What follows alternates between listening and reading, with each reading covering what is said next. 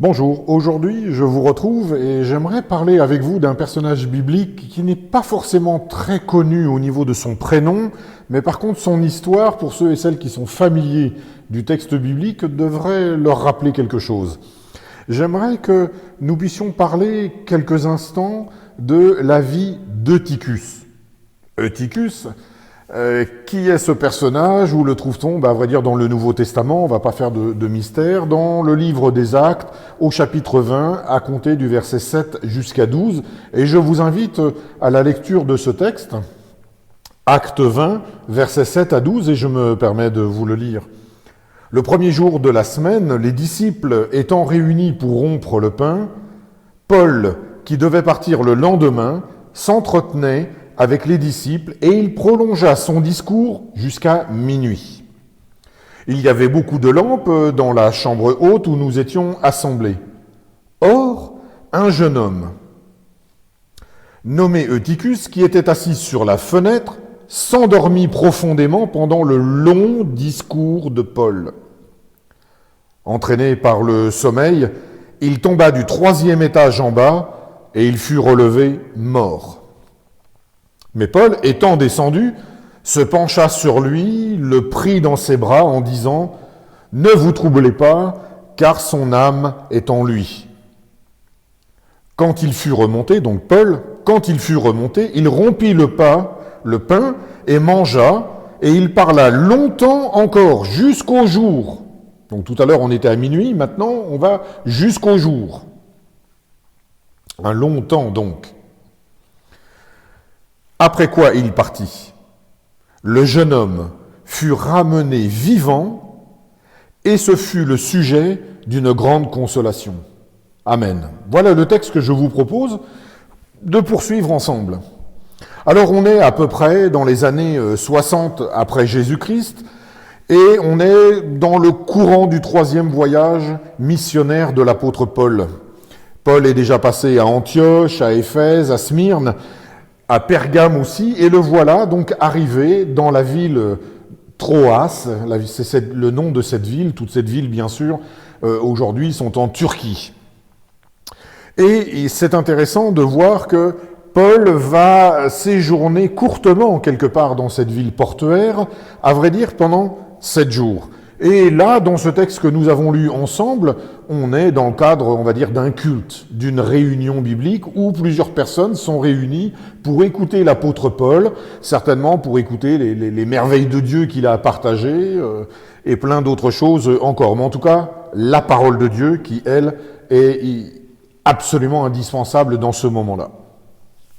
Alors donc, on est dans ce moment de culte, on va l'appeler comme ça pour nous, on va un petit peu le remettre au XXe siècle. Et puis, il y a cet homme-là, ce jeune homme, à vrai dire, qui s'appelle Eutychus. Alors, il est là, au milieu de tout le monde, mais il semblerait qu'il aurait mieux fait de rester sous sa couette ou d'aller peut-être se coucher, parce qu'à minuit, eh bien, Eutychus n'est plus capable d'écouter, comme il est dit dans la parole de Dieu, le long discours de Paul. Et vous avez vu même que ça va durer jusqu'au matin. Mais en tout cas, pour Eutychus, jusqu'à minuit, ça allait, mais à minuit, il s'endort. Et puis, bien sûr, malheureusement pour lui, il va s'endormir, mais il est assis au bord d'une fenêtre. Alors, à vrai dire, est-ce qu'on peut lui faire le reproche qu'il a envie de dormir lorsque la Bible précise qu'il est minuit? Non, on ne va peut-être pas lui reprocher d'être fatigué après toute une journée, peut-être de travail, à se retrouver à écouter Paul. On ne va pas lui reprocher ça. Par contre, on pourrait lui reprocher, au moins, c'est d'être assis au bord d'une fenêtre. Parce que s'endormir au bord d'une fenêtre, que ce soit pour Eutychus, pour toi ou pour moi, c'est vraiment pas recommandé. Mais en tout cas, il se trouve dans cette situation-là. Peut-être qu'il est au bord de la fenêtre pour avoir un peu d'air, ou je ne sais pas, mais en tout cas, il se trouve, je pense, dans une position un peu délicate. Mais voilà, il va s'endormir. Mais alors, il s'endort au bord d'une fenêtre qui est au 3e étage. Donc, c'est même pas au rez-de-chaussée, où on va se dire il va tomber de pas très haut. Non, il est au 3e étage. Chose incroyable, c'est que la Bible nous dit il y a plein de monde dans cette pièce. Pourtant, il semble que personne ne remarque que le jeune homme, Eutychus, s'assoit au bord d'une fenêtre Personne ne voit ça, ou en tout cas, personne ne lui dit rien. Mais alors par contre, une chose qui est sûre, c'est que personne ne le voit s'endormir. Personne ne va rien lui dire. Vous voyez, ça c'est une situation qui est dangereuse. Parfois, il peut arriver que certains soient dans une église, ou au bord de l'église, et en fin de compte, personne ne va lui dire « tu es en danger ». Alors bien sûr, je ne dis pas qu'il faut courir après tout le monde, j'aimerais peut-être pas qu'on vienne courir non plus après moi, mais par contre, ce qui est intéressant pour nous aujourd'hui, c'est de se dire que nous sommes appelés à veiller les uns sur les autres. Normalement, nous devrions voir dans l'Église s'il y a des eutychus parmi nous, et peut-être même s'ils se mettent dans une situation dangereuse, je dois veiller sur lui. Le Seigneur m'appelle à ça. Prenez soin les uns des autres. Veillez les uns sur les autres. Aimez-vous les uns les autres. Ici, il semblerait que même lorsqu'on écoute Paul, on est tellement focalisé sur Paul qu'on en oublie Eutychus. Mais la vie de l'Église, c'est bien sûr d'écouter la parole, de s'en nourrir, de la vivre même encore mieux, mais c'est de prendre soin aussi de l'autre, encore plus de celui ou de celle qui s'endort, et plus encore de celui qui se met en danger à s'asseoir sur le bord d'une fenêtre, au 3e étage. Ce n'est quand même pas rien. Nous voyons que nous devons veiller les uns sur les autres. Mais ici, dans cette situation-là, personne ne voit cela, et bien sûr, Eutychus commence à s'assoupir, peut-être va-t-il se réveiller pendant un moment, puis il va se rendormir jusqu'au point où véritablement, là, il va tomber. Alors bien sûr, chose incroyable, c'est qu'on pourrait se dire, comme Eutychus est dans une maison entourée de chrétiens, il est en présence de Paul, où la parole de Dieu est prêchée, nous voulons bien croire que le Saint-Esprit est à l'œuvre, que Dieu veille sur tous, et que forcément, Eutychus va tomber à l'intérieur. Eh ben non, manque de chance, il va tomber à l'extérieur. Alors au lieu de descendre peut-être de 20 ou 40 cm à l'intérieur, alors il aurait fait un peu de bruit, il aurait dérangé les frères et sœurs, peut-être même Paul dans sa prédication, eh ben non, il va tomber à l'extérieur. C'est quand même pas de chance. Et là on pourrait se dire, mais quand même, si Dieu est bon, il aurait tout fait pour être un petit peu l'airbag de Eutychus et lui donner peut-être un coup de coude et puis hop, il tombe à l'intérieur, on n'en parle plus. À vrai dire, s'il était tombé à l'intérieur, peut-être même cette histoire n'aurait jamais figuré dans notre Bible. Mais Eutychus ne va pas tomber à l'intérieur, il va tomber à l'extérieur. Qu'est-ce que Dieu fait? Pourquoi Dieu ne le protège pas? Pourquoi Dieu ne va-t-il pas prendre soin d'un jeune homme en plus et qui tombe du 3e étage? Vous savez, à l'époque, des maisons de 3 étages, ça ne courait pas les rues. Mais lui, il va tomber et il tombe à l'extérieur de 3 étages. Franchement, c'est pas de chance. Et là, on pourrait se dire, mais où est Dieu? Qu'est-ce que Dieu fait? Mais j'aimerais rappeler à chacun d'entre nous que nous sommes aussi responsables de ce que nous faisons. Nous sommes responsables aussi de nous mettre en sécurité. Et ce n'est pas parce que j'écoute la parole de Dieu, ce n'est pas parce que je suis avec les frères et sœurs que je suis dans la protection. Je dois aussi réfléchir avec l'intelligence que Dieu me donne à ne pas me mettre dans des situations qui pourraient me faire tomber. Et voyez-vous, la situation là d'Eutychus, c'est que personne ne le voit quelque part. Pourtant, il est entouré de plein de gens. Personne ne va le voir. Il va se mettre en danger tout seul. Et il tombe. Et il tombe. Chose incroyable, ce sommeil spirituel, bien sûr, n'arrive jamais aux chrétiens qui sont dans des églises. Bien sûr, ça n'arriverait jamais. Si, ça arrive. Je suis désolé de le dire, mais ça arrive. Il y a des chrétiens qui peuvent tomber de sommeil spirituel. Voilà pourquoi nous sommes appelés à veiller les uns sur les autres, prendre soin les uns des autres. Alors bien sûr, certains se cachent, vous savez, un petit peu comme Caïn. Vous vous souvenez de cette histoire, une fois qu'il a tué son frère, Abel, Dieu se promène, et comme par hasard, Dieu va voir Caïn et lui dit « Saurais-tu où est ton frère ?» Caïn va lui répondre directement, mais je ne sais pas, et d'ailleurs, suis-je le gardien de mon frère? C'est presque une bonne excuse. C'est peut-être parfois celle que l'on a nous-mêmes vis-à-vis des frères et sœurs. Ah, il n'est plus là? Mais ça fait combien de temps qu'il est parti? Alors bien sûr, nous ne sommes pas tous appelés à être des espions et à tout savoir sur la vie des autres. Mais par contre, nous devons prendre soin les uns des autres. Important. Une notion fraternelle importante à vivre dans l'Église.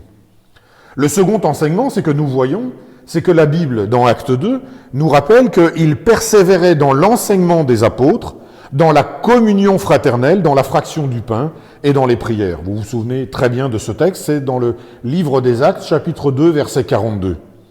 Ce qui est intéressant, c'est que la Bible nous dit « ils persévéraient ». Donc au pluriel, ils persévéraient. Oui, nous avons tous besoin de persévérer. Pour suivre le Seigneur, parfois, ça me demande des efforts. Ça va m'obliger, ça va me bousculer. Mais je dois persévérer. D'ailleurs, le Seigneur m'appelle à cette persévérance. Persévérance vis-à-vis de mes frères et sœurs, mais persévérance avec mes frères et sœurs, avec mes responsables.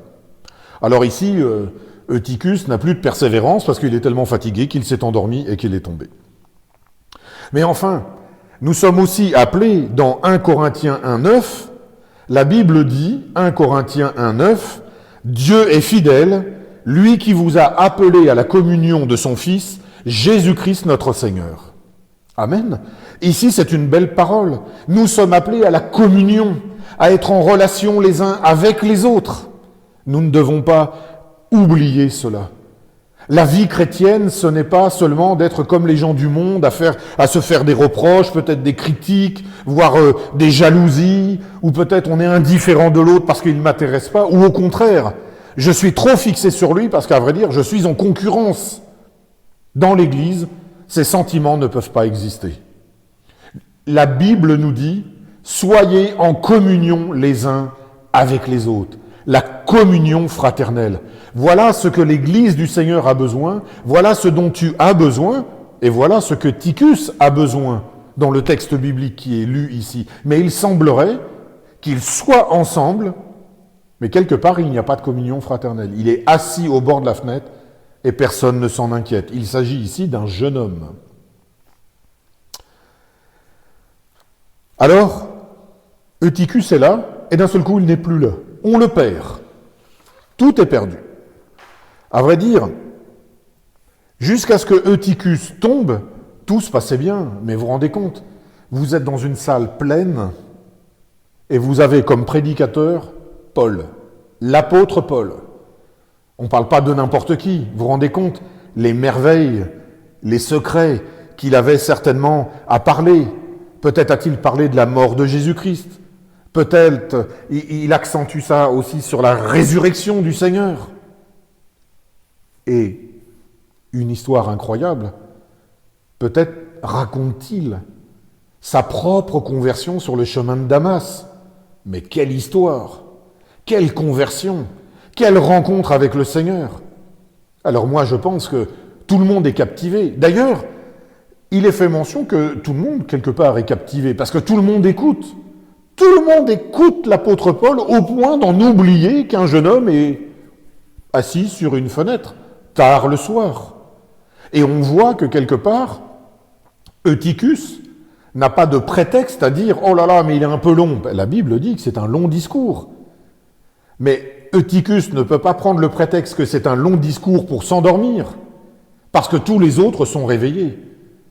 Tous les autres écoutent ce que l'apôtre Paul a à dire sur la parole de Dieu, sur Dieu lui-même, sur Jésus-Christ.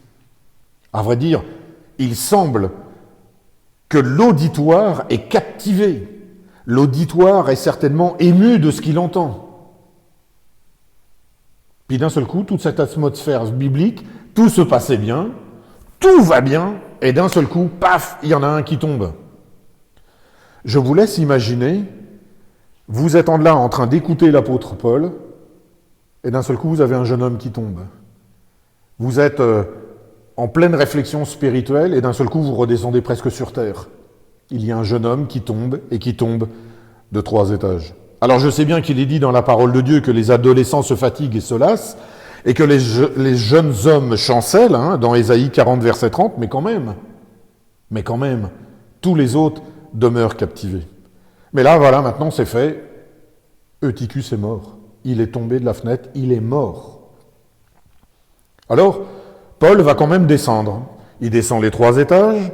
Une fois arrivé en bas, il observe Eutychus et une fois qu'il le voit, il dit à tout le monde, ne vous agitez pas, il est vivant. Comment ça, il est vivant? Alors, on pourrait se dire qu'avec cette remarque-là, il essaye de calmer tout le monde.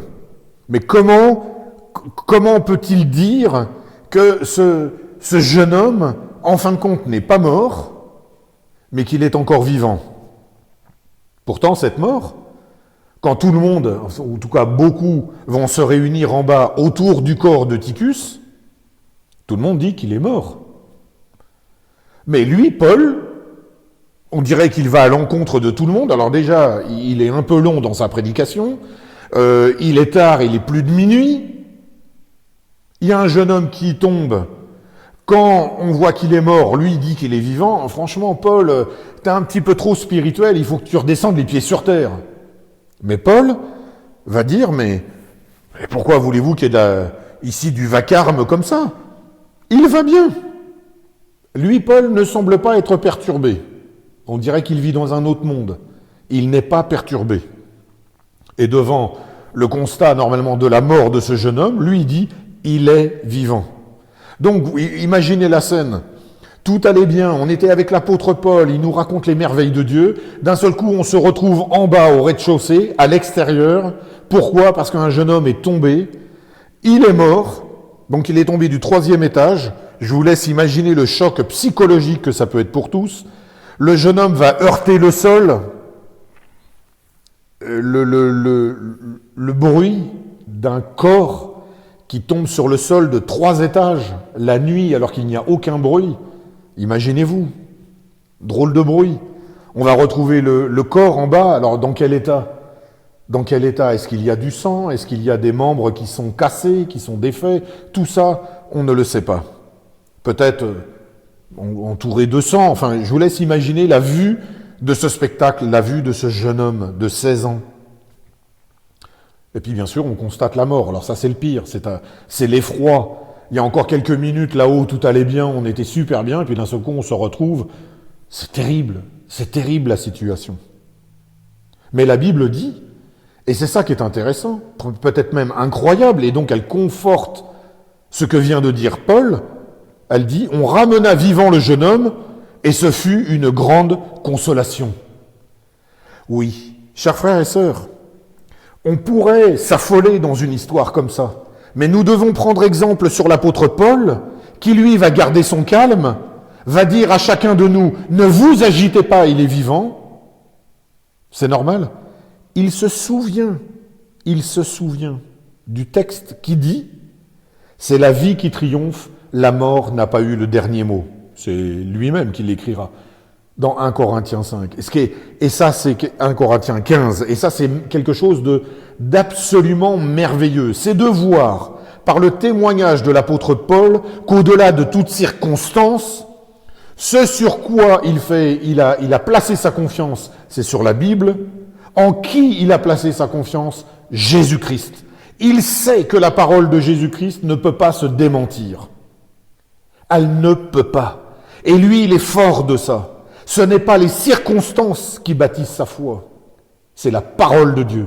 Et la parole de Dieu ne peut pas être diminuée parce que les circonstances sont défavorables, parce que les circonstances sont contraires à ce qu'il était en train de prêcher encore quelques instants, 3 étages plus haut. Alors, qu'est-ce que fait Paul? Lui, Paul, une fois qu'il a dit à tout le monde que Eutychus est vivant, il remonte, comme s'il s'inquiétait de rien du tout. Il repart, et qu'est-ce qu'il va faire? Il ne va pas faire n'importe quoi, c'est qu'il va célébrer la Sainte Seine. Et pour parler de la mort et de la résurrection de Jésus-Christ, à vrai dire, il n'y a pas mieux que ce qui vient de se passer avec Eutychus. Quelque part, permettez-moi juste de faire un parallèle entre Christ et Eutychus. Alors, autant pour Christ que pour Eutychus, ils étaient là, au milieu de nous, et d'un coup, ils ne sont plus là. Les deux. On pensait qu'ils allaient rester là longtemps, mais non, ils ne sont pas restés longtemps. Jésus est au milieu de ses disciples, comme Eutychus était au milieu des autres. Même s'il était au bord d'une fenêtre, il était avec les autres. Jésus est venu et certains n'ont pas fait attention à lui. Il n'était pas loin de lui. Ils pouvaient même le voir, peut-être même le toucher. Mais comme pour Eutychus, quelque part, c'est comme s'il avait été transparent pour certains. Très étonnant, très étonnant. Christ est crucifié. Et ça nous confond. On pensait, les disciples pensaient en tout cas qu'il n'allait jamais mourir. Il devait installer le royaume de Dieu. Et là, il est mort. C'est un parallèle avec Eutychus, ou la vie d'Eutychus est un parallèle aussi avec celle de Jésus. C'est qu'on se dit, mais on va le garder, il va jamais mourir. Pourquoi ? Parce que si vous êtes plus vieux qu'Eutychus, que vous avez 40 ans ou 50 ans, normalement la logique veut que ce soit vous qui mourriez avant Eutychus. Mais là, ce sont bien d'autres gens plus âgés que lui qui l'ont vu mourir. On pensait que le Christ ne mourrait jamais. Je veux bien croire que d'autres gens plus vieux dans cette salle, à l'écoute de l'apôtre Paul, pensent qu'ils vont garder Eutychus tout le temps. Il a été là, mais il n'est plus là. À vrai dire, on pouvait même miser sur un avenir. Le Christ, on pensait qu'il pouvait être éternel. Eutychus, on pouvait penser qu'il avait encore de nombreuses années à vivre. Mais souvenez-vous, Christ n'est pas mort seulement. Il est mort et ressuscité. Et ça change tout. L'espérance à nouveau renaît. Pour Eutychus, il était mort, on a constaté qu'il était mort, mais la parole de Dieu par l'apôtre Paul rappelait qu'il n'était pas mort. Au-delà même des circonstances, au-delà même de ce que les yeux voyaient, Eutychus a été déclaré vivant, à tel point qu'il a même été ramené au 3e étage, quelque part, pour poursuivre la soirée. Parce qu'il faut se souvenir que Paul a encore quelque chose à dire apparemment, puisque la Bible nous dit qu'il va discourir jusqu'au matin. Vous vous rendez compte ? Quand on pense que parfois les gens trouvent que lorsque le pasteur prêche, il prêche trop longtemps, je vous laisse mûrir tout ça. En tout cas, ce qui est intéressant aussi dans la signification du nom d'Eutychus, c'est que ça veut dire en gros heureux, chanceux, fortuné. Bon, c'est quand même de belles significations. Chanceux, heureux, fortuné, c'est vraiment très bien. D'ailleurs, j'appelle tous les chrétiens à bien choisir les prénoms de leurs enfants quand ils les ont, parce que ça donne aussi une signification à toute la vie, une signification humaine, mais aussi une signification spirituelle. Voyez-vous, parfois dans nos vies, on pense que tout est mort. Vous connaissez certainement l'expression qui dit « c'est mort ». Maintenant, là, on ne peut plus rien obtenir, c'est terminé, c'est fini. J'aimerais vous rappeler que tant que Dieu n'a pas dit que c'était fini, ça continue. Tant que Dieu n'a pas dit c'est mort, c'est donc vivant. Et vous, toi, moi, nous devons nous rappeler toujours ces vérités. Tant que Dieu n'a pas parlé, même si une situation peut nous sembler terminée, elle se poursuit. Et même si elle est morte, Dieu a encore le pouvoir de la ressusciter. Donc, quoi qu'il y ait dans ta vie, tant que Dieu n'a pas mis le point final, ça veut dire qu'il y a 3 petits points. Ça continue toujours. Dieu maîtrise notre vie. Dieu est l'alpha et l'oméga de notre vie. Et dans tout ce qui s'y passe au travers de différentes séquences dans notre vie, il est important pour nous qui avons donné notre vie à Jésus de nous souvenir qu'il est l'alpha et l'oméga de toute chose, l'alpha et l'oméga de toute vie, l'alpha et l'oméga de ta vie. Comme le Père a ressuscité le Fils, à qui il a donné la vie, ainsi il fait pour nous. C'est comme ça, et ça ne changera pas. J'aimerais vous dire aussi que ce qui est important pour nous, c'est de tirer profit de cette histoire. Chers frères et sœurs, si tu te trouves en ce moment au bord de la fenêtre, quelque part tu hésites, rester dans l'église ou en partir, fais attention. L'exemple d'Eutychus démontre bien que l'on peut s'endormir tranquillement, doucement, mais assurément, au point que notre vie peut terminer d'un coup. On était là, on ne l'est plus. J'ai besoin de mes frères et sœurs. J'ai besoin qu'ils me tiennent éveillé. Et il faut aussi que je décide de ne pas me mettre au bord de la fenêtre pour risquer ma vie, voire pour risquer ma foi. Oui, Dieu peut être avec moi partout, dans l'Église et en dehors. Mais on n'a jamais vu un chrétien bien vivre en dehors du corps de Christ, en dehors de la relation fraternelle. J'ai besoin de toi, tu as besoin de moi, modestement. Et je prie pour que toi, comme moi, on n'aille jamais s'asseoir au bord de la fenêtre pour nous mettre en danger. Mais enfin, cette histoire, elle est intéressante, parce que Eutychus est remonté. J'espère, vraiment j'espère, qu'il ne s'est pas remis à la fenêtre. Mais là, j'espère que les frères et sœurs, comme lui d'ailleurs, ont pris la bonne décision, c'est peut-être de le mettre au milieu de nous, au milieu d'eux, pour dire, écoute, Eutychus, tu ne vas pas recommencer ça. Tu t'es mis en danger, et nous n'avons pas fait ce qu'il fallait envers toi. Donc, chers frères et sœurs, si tu es au bord de la fenêtre et que tu es tombé, tu peux toujours revenir à l'Église. L'Église t'accueillera, comme le Christ t'accueille à nouveau. Souviens-toi de l'histoire du Fils prodigue. Le Père ne t'abandonnera jamais. Mais par contre, avec l'expérience vécue, tu n'es pas obligé de retourner auprès de la fenêtre. Demeure au milieu de tes frères et sœurs. Laisse aux autres peut-être prendre soin de toi.